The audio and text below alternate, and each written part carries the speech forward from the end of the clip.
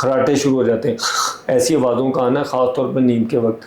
तो दिन के वक्त भी खराटों की आवाज़ें आएंगी। तो ये जब 3 प्रॉब्लम आ जाते हैं और फिर भी ट्रीटमेंट या इलाज और फिर 2 से 3 मिनट के बाद वो सांस लेना बंद कर देते। टीक साइनस जब डेवलप नहीं होता, फूलता नहीं है, तो उसकी वजह से ये डार्क सर्कल बिलो आई, जो छाइयाँ पड़ जाती हैं, ये जगह जहाँ पे ब्लश ऑन लगाया जाता है, ये नेज़ोलेबियल ग्रूव ख़त्म हो जाती है, लिप शॉर्ट हो जाता है और टीथ बाहर आ जाते हैं। Info for patient। जी अस्सलाम वालेकुम, मेरा नाम प्रोफेसर डॉक्टर इमरान सईद है। मैं बच्चों के नाक कान गले का मुआलिज हूँ। गुज़िश्ता 26 साल से बच्चों के नाक कान गले की बीमारियों के बारे में मैं इलाज मुआवजे की सहूलियत मुहैया करता हूँ। चिल्ड्रन हॉस्पिटल लाहौर में नाक कान गले के शुबे का हेड ऑफ डिपार्टमेंट हूँ। एज प्रोफेसर वहाँ काम करता हूँ और ये मेरा जो हॉस्पिटल है ये university of child health sciences के साथ मुंसलिक है। वहाँ पे मैं गुज़िश्ता 26 साल से ये सर्विसेज प्रोवाइड करता हूँ।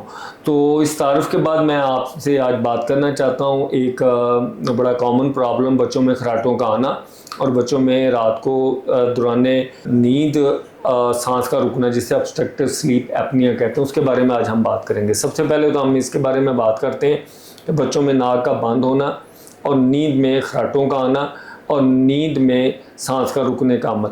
ये मेजॉरिटी ऑफ टाइम जो छोटे बच्चे होते हैं, जो कि 1.5 साल से लेके 10 साल तक की उम्र के बच्चे होते हैं, उनमें सबसे कॉमन काज इसका नाक के पीछे गुदूदों का होना, जिन्हें हम एडिनाइड्स हाइपरट्रॉफी कहते हैं।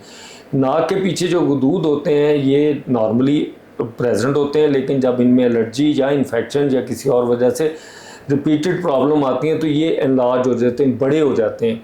और ये क्या करते हैं, नाक के पीछे से ब्लॉकेज, जिसे डका लगना कहते हैं, वो काम करते हैं। तो ब्लॉकेज की वजह से नाक से सांस, जो कि अब मैं नाक के पीछे नेज़ोफेरिंक्स से सांस की नाली में जाना है, फेफड़ों तक पहुंचना, वो मुनासिब तरीके पे नहीं पहुंच पाता।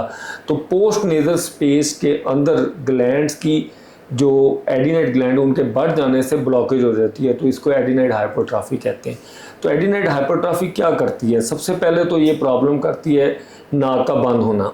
नाक के बंद होने के साथ साथ ये मसला बढ़ता चला जाता है।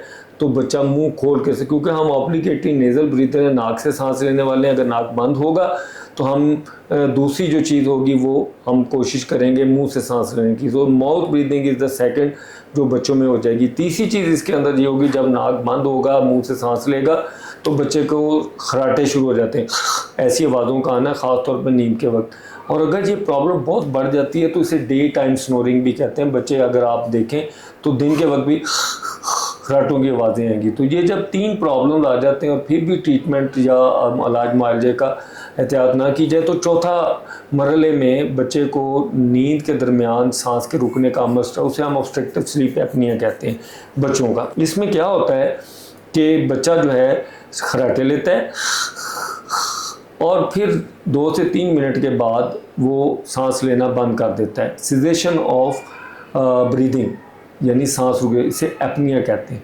तो एपनिया होगा, जब एपनिया होगा बच्चे को चंद सेकंड का, तो क्या होगा कि ऑक्सीजन जानी बंद हो जाएगी, कार्बन डाइऑक्साइड ऊपर जाएगी।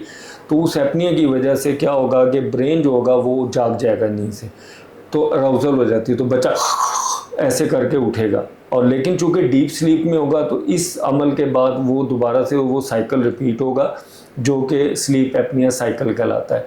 फिर बच्चा खराटे लेगा, फिर इसी में ये 1 घंटे में कितने इस तरह के स्पेल्स या इवेंट्स होते हैं, उसको हम एपनिया इंडेक्स कहते हैं। ये 3 to 5 इन डीप स्लीप बच्चों में हो तो डेफिनेटली इसकी ट्रीटमेंट की, अगर हम इसका प्रॉपर इलाज यानी खराटों का, नींद में ख़राबी आने का मुनासिब इलाज, जो कि एक मुनासिब सी छोटी सी सर्जरी के ज़रिए किया जा सकता है, नहीं कराएंगे तो अल्टीमेटली ये स्लीप एपनिया मल्टीपल प्रॉब्लम काज करेगा।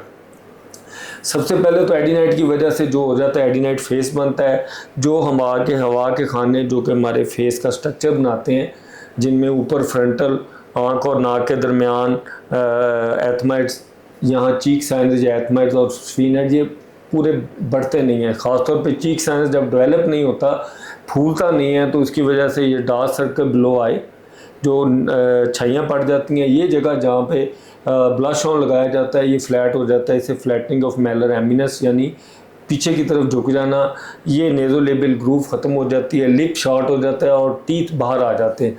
तो ये सारे अलामात होते हैं जिन्हें हम एडिनोइड-फेसिस कहते हैं।